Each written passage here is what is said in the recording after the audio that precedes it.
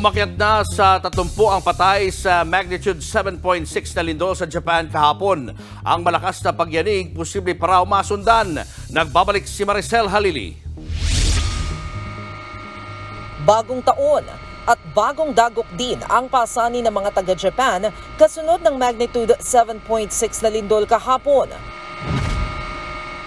Sa Wahima City, sa Ishikawa Prefecture, na sentro ng lindol, higit 200 gusali ang nasira.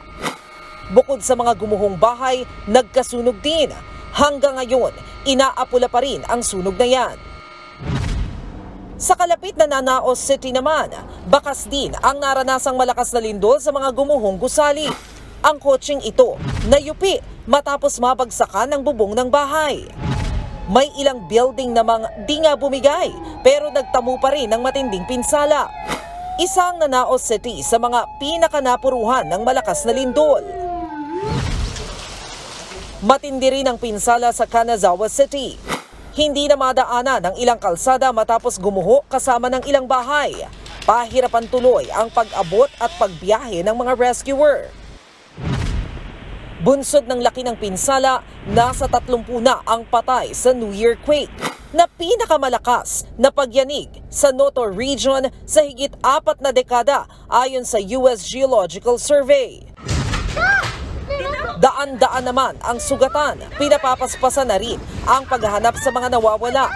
Hindi pa man nakakabangon sa trahedya, nagbabala ang Japan Meteorological Agency na masusundan pa ang magnitude 7.6 na lindol kahapon. Posibleng singlakas daw ang mga ito ng naunang naging pagyanig. Nitong magdamag lang, higit 150 pagyanig ang naitala. Inanunsyo na ni Japan Prime Minister Fumio Kishida na dineploy na ang libo-libong sundalo, bumbero, pulis at rescuers para rumisponde sa pinsala ng lindol. Nagsagawa na rin sila ng aerial inspection sa mga apektadong lugar.